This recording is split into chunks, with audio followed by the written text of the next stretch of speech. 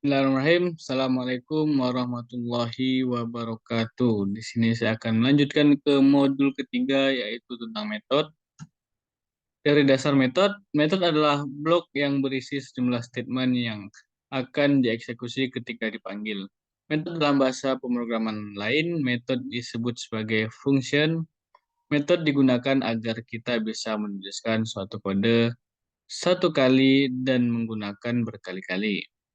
Sintak pembuatan atau deklarasi metode yang dasar ditulis dengan keyword static void, kemudian nama metode, lalu tanda kurung, dan dilanjutkan dengan blok yang berisi sejumlah statement yang akan dieksekusi. Metode dipanggil dengan menuliskan nama metode diikuti dengan tanda kurung. Contohnya, static void greeting, tanda kurung, kurung kurawal, statement outprint good morning. Public static void main string args greeting. Outputnya good morning karena sistem outprintnya good morning. Kode di baris 1 hingga 3 adalah deklarasi metode bernama greeting. Kode di baris ke-6 adalah pemanggil metode tersebut, greeting. Yang kedua, parameter. Saat memanggil metode, kita bisa mengirimkan value untuk diproses di dalam blok deklarasi metode. Value ini dikirim melalui parameter, yakni variabel di dalam tanda kurung parameter, ditentukan saat deklarasi metode dengan sintak tipe data nama parameter. Jika parameter lebih dari satu, maka masing-masing dipisah dengan tanda koma. Contohnya, static void greeting with name. String name, system outprint, hi plus name. Ini karena ada dua, dipisah pakai tanda koma. Public static void main string args greeting with name John. Jadi keluarannya, outputannya hi John.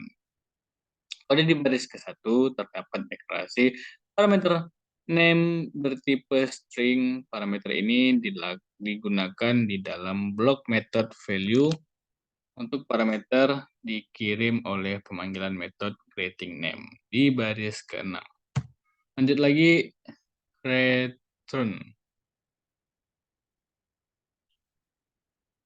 Return suatu metode bisa menghasilkan atau mengembalikan suatu value.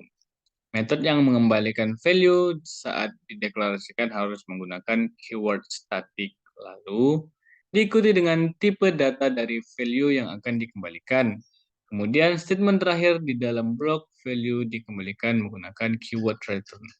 Contohnya, static integer count egg, integer birth year.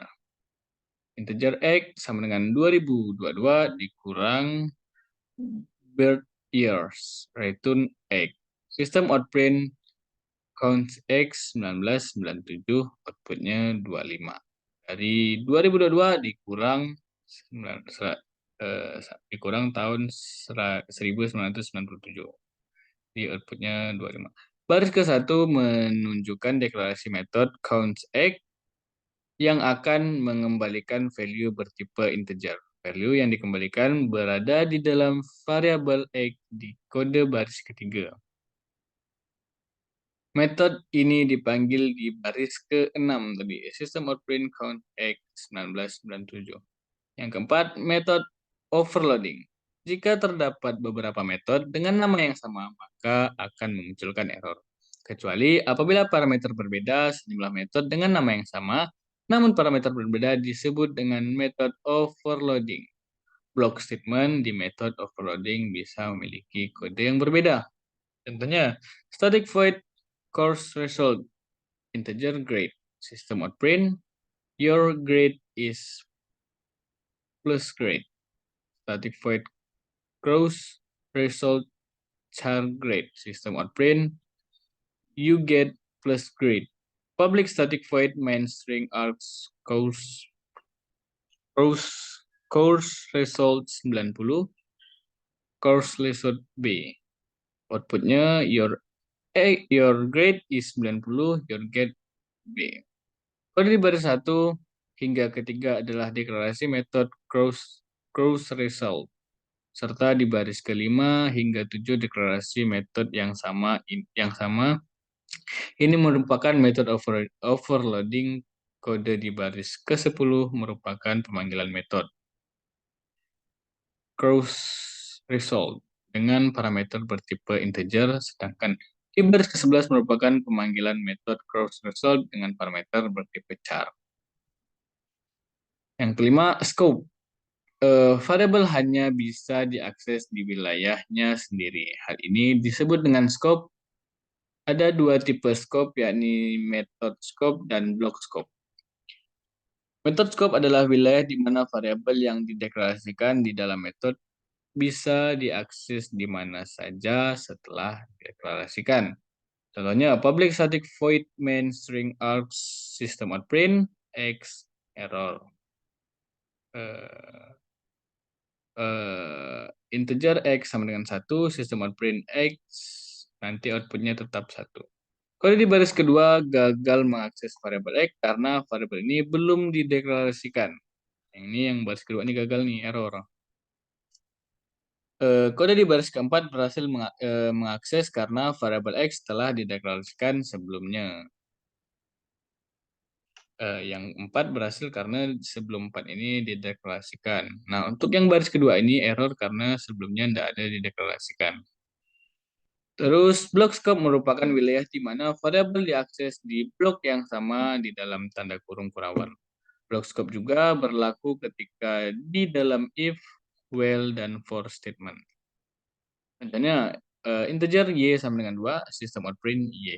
Sistem out print y, outputnya tetap 2.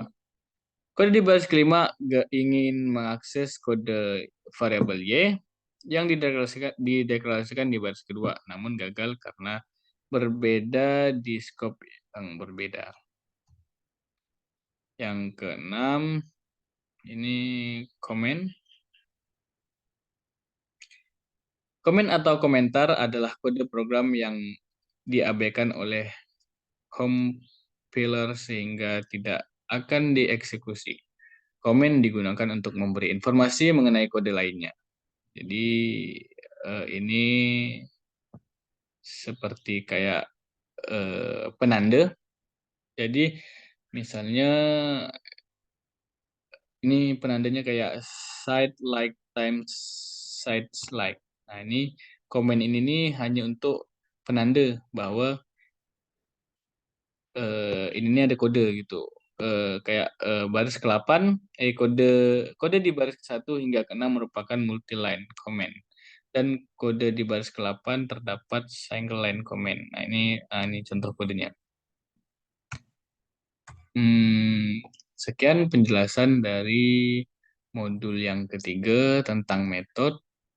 Saya Heri, wassalamualaikum warahmatullahi wabarakatuh.